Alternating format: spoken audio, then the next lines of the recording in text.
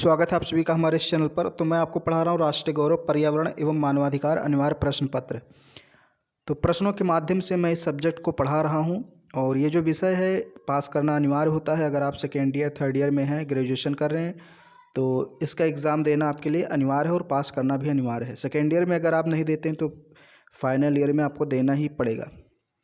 तो मैं इसको पढ़ा रहा हूँ प्रश्नों के माध्यम से। अभी तक इस पर 12 वीडियो आ चुके हैं और प्रत्येक वीडियो में 25 से 30 प्रश्न मैं लेता हूँ, फिर इसको डिस्कस करता हूँ। ओके, तो चलिए आज हम लोग फिर से अपने इस क्लास को कंटिन्यू करते हैं। 298 प्रश्न तक हम लोगों ने डिस्कस कर लिया था। उसके आगे हमारा लोग का प्रश्न है 299 नंबर का। वास्तुकला के देवता कौन है? Option A Kartikeya, option B Indra, option C Vishwakarma, option D Rudra. Okay, तो इसमें आपको बताना है वास्तुकला के देवता कौन कहे जाते हैं। तो ऑप्शन सी आपका सही होगा, विश्वकर्मा को वास्तुकला का देवता कहा जाता है। ऑप्शन सी बिल्कुल राइट आंसर होगा। अगला प्रश्न है भारत छोड़ो आंदोलन प्रारंभ हुआ था, कब प्रारंभ हुआ था आपको बताना है। ऑप्शन ए 15 अगस्त 1947, ऑप्शन बी 26 जनवरी 1950, ऑप्शन सी 14 अगस्त 1947, ऑप्शन डी 2 अगस्त 1942। तो इसका जो आंसर है लास्ट वाला आंसर सही होगा, ऑप्शन डी 2 अगस्त 1942 को भारत छोड़ो आंदोलन प्रारंभ हुआ था महात्मा गांधी जी के द्वारा। ओके, तो 2 अगस्त 1942 भारत छोड़ो आंदोलन याद रखना है।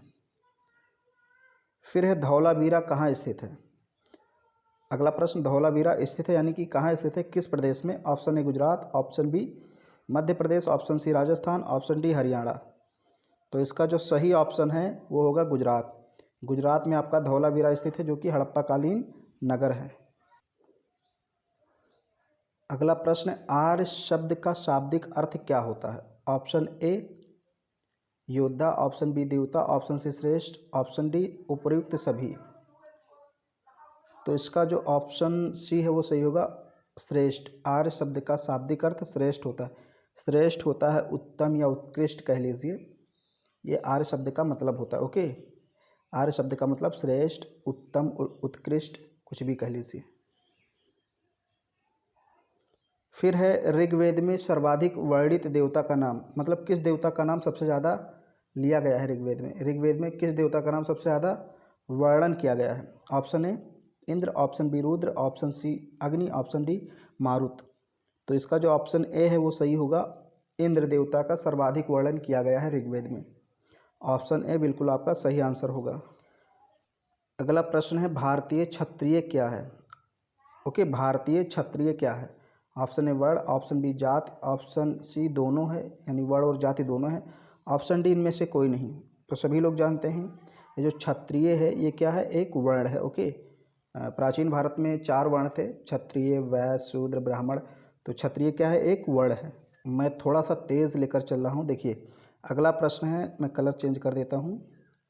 अगला प्रश्न है भारतीय दर्शन व साहित्य में संपूर्ण सृष्टि को क्या कहा गया? यानी भारतीय दर्शन और साहित्य हैं उसमें संपूर्ण सृष्टि के लिए कौन से शब्द का प्रयोग किया गया? संपूर्ण सृष्टि को क्या कहा गया है?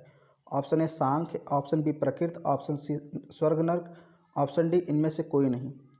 तो इसका जो ऑप्शन ए है वो सही होगा, सॉरी ऑप्शन बी सही होगा, प्रकृति। ओके, भारतीय दर्शन व साहित्य में संपूर्ण सृष्टि को प्रकृति कहा गया, नेचर कहा गया है।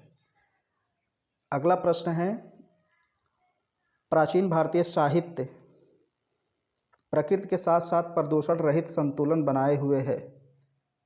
अब यह कथन सत्य है, सॉरी असत्य है या सत्य है, अनिर्णीत है, असंतुलित है? तो ये कथन कैसा है? तो ये कथन सत्य है, ऑप्शन बी सही होगा। भाई जो प्राचीन भारतीय साहित्य है वो प्रकृति के साथ प्रदूषण रहित संतुलन बनाए हुए, मतलब प्रदूषण रहित, प्रदूषण ना हो, तो ये बात सत्य है।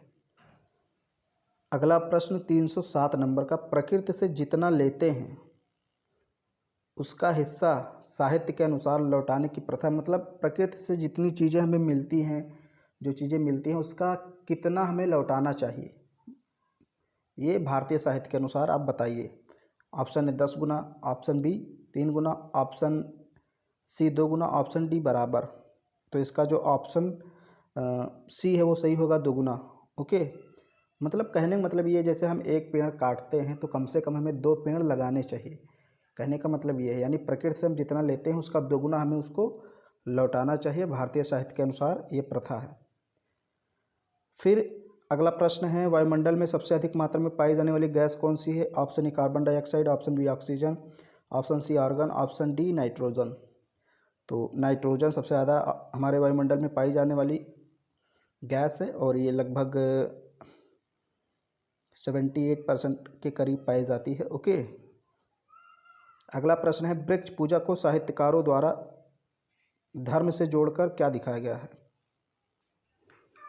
ऑप्शन ए ईंधन, ऑप्शन बी दार्शनिक भावना, ऑप्शन सी प्राकृतिक प्रेम व पर्यावरण प्रदूषण, ऑप्शन डी इनमें से कोई नहीं। तो बताना है भाई, वृक्ष पूजा को भारतीय साहित्यकारों द्वारा धर्म से जोड़ा गया है, तो ये क्या दिखाता है, इसका क्या मतलब है? क्या इसका मतलब है ईंधन, दार्शनिक भावना, या फिर प्रकृति प्रेम, या पर्यावरण प्रदूषण, या इनमें से कोई नहीं?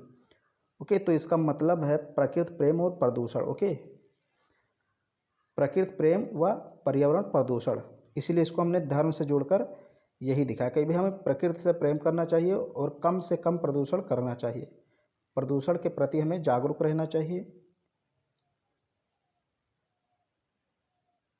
फिर अगला प्रश्न है 310 नंबर का, साहित्यकारों ने प्रकृति प्रेम के माध्यम से नहीं किया, क्या नहीं किया? प्राकृतिक संसाधनों का दोहन, यहाँ पर दोहन होगा, विज्ञान के क्षेत्र में प्रगति, प्राकृतिक संतुलन, औद्योगिक विकास।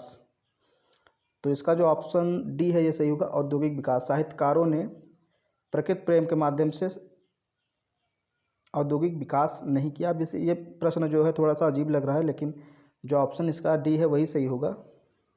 अगला प्रश्न है, पीपल के वृक्ष से सर्वाधिक मात्रा में कौन सी गैस निकलती है?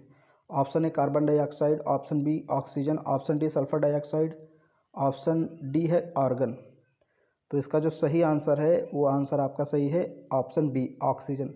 ओके, सबसे ज़्यादा ऑक्सीजन पीपल वृक्ष से ही निकलती है।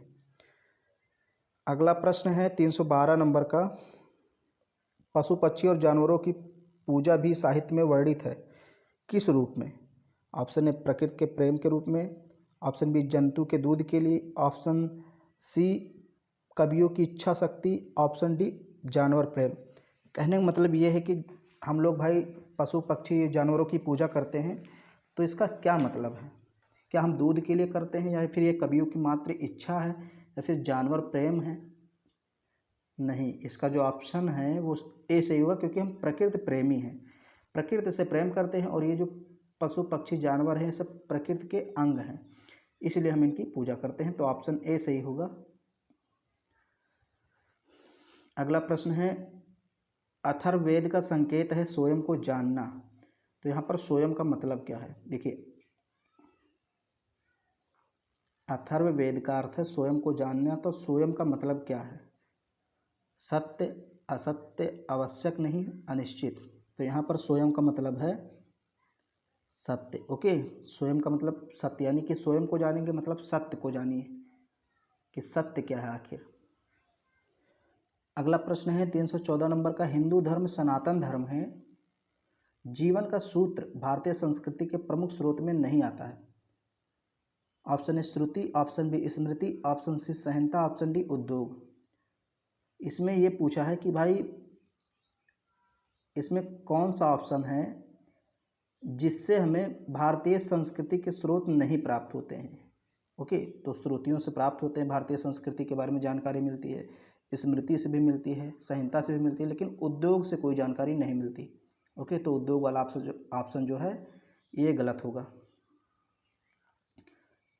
साहित्य जागरूकता वर्णित नहीं है, मतलब साहित्य जागरूकता का वर्णन किसमें नहीं है?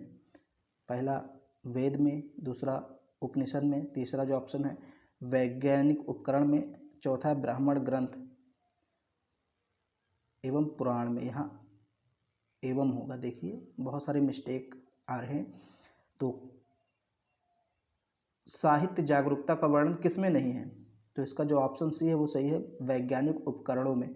भाई जितने भी वैज्ञानिक उपकरण बनाए गए, क्या उसमें कोई साहित्य जागरूकता के बारे में कुछ बताया गया है? जबकि वेदों में बहुत कुछ बताया गया है, उपनिषदों में बताया गया है, ब्राह्मण ग्रंथों में, पुराणों में बताया गया है, लेकिन ऑप्शन सी जो वैज्ञानिक उपकरण है इसमें नहीं बताया गया। तो ये सब प्रश्न तो आप कर ही कर सकते हैं।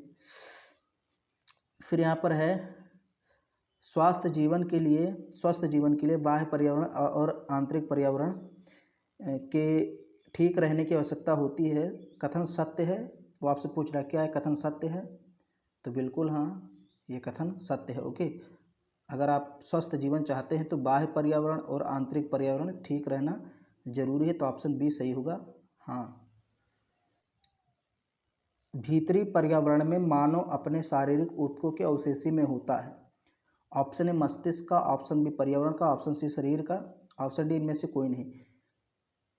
तो इसका जो ऑप्शन सी है शरीर का है, सही होगा। देखिए कुछ प्रश्न हैं जो समझ में नहीं आ रहे हैं कि क्या पूछ रहा है, लेकिन मतलब एक दो बार आप इसको देख लीजिए। जैसे इसमें समझ में नहीं आ रहा कि भीतरी पर्यावरण में मानव अपने शारीरिक ऊतकों के अवशेषी में होता है। अब इसका ऑप्शन सी बता रहा है शरीर का, तो मैंने भी कह दिया शरीर का। ओके, बाकी ये प्रश्न मेरे समझ से बाहर है।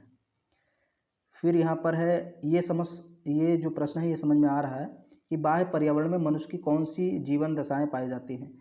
ऑप्शन ए आर्थिक, ऑप्शन बी भौतिक, ऑप्शन सी ए बी दोनों, ऑप्शन डी इनमें से कोई नहीं।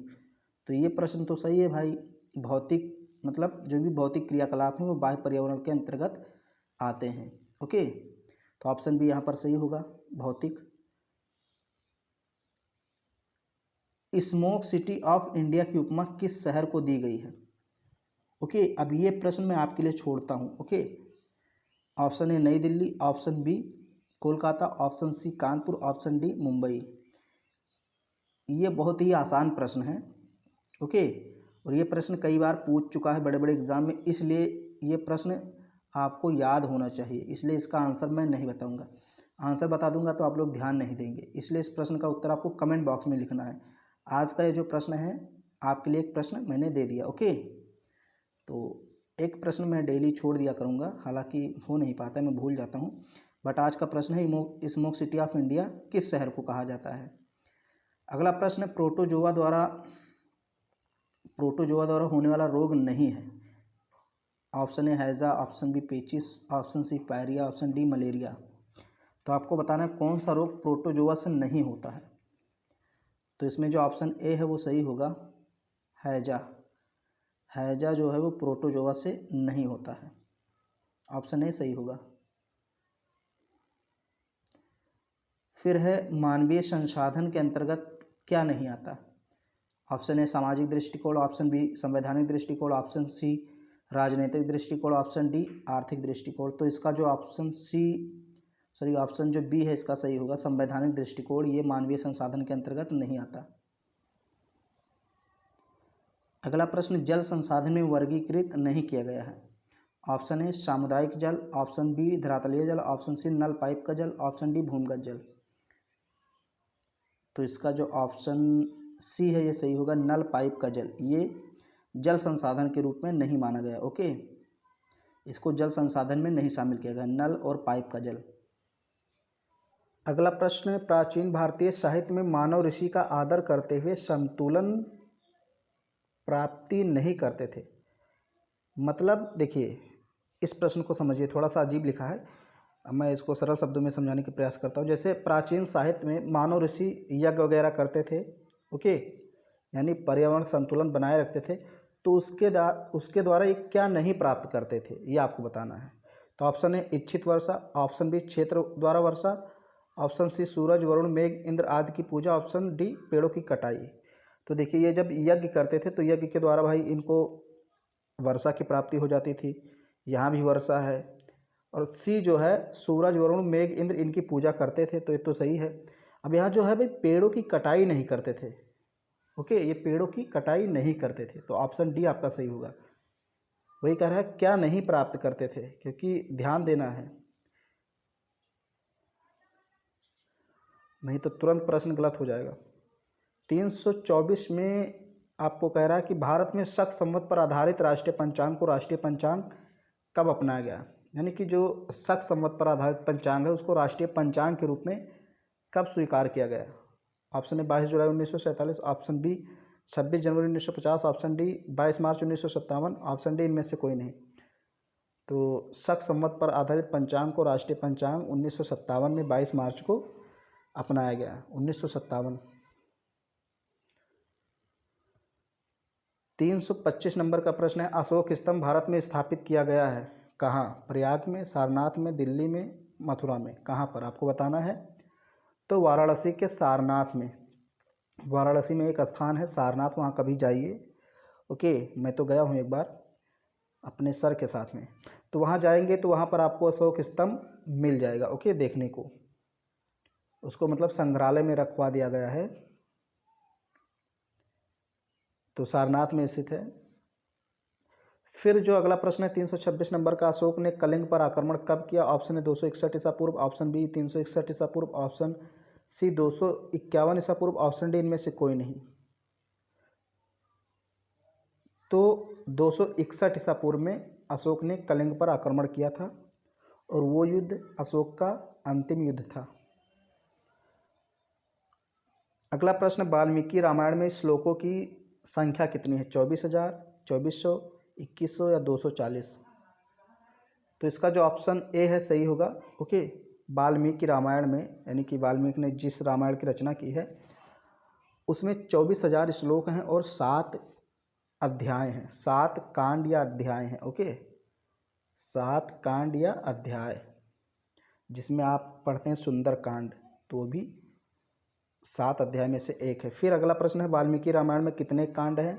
तो वैसे इसका जो ऑप्शन है गाइड में दिखा रहा है ए, गलत है। ओके, इसका जो सही आंसर वो है 7, मैंने अभी आपको बताया। तो 7 कांड या 7 अध्याय हैं वाल्मीकि रामायण में और 24,000 श्लोक हैं।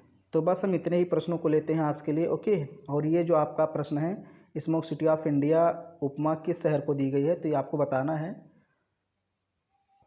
और अगर वीडियो आपको पसंद आए तो इसको लाइक कीजिए, शेयर कीजिए। चैनल पर पहली बार आए हैं तो चैनल को सब्सक्राइब कीजिए। मुझे अब जाना पड़ेगा क्योंकि भूख बहुत तेज़ लगी। ओके, तो अगर वीडियो आपको पसंद आता है तो उसको लाइक ज़रूर करना, शेयर कर देना अपने सभी दोस्तों में, चैनल को सब्सक्राइब कर लेना।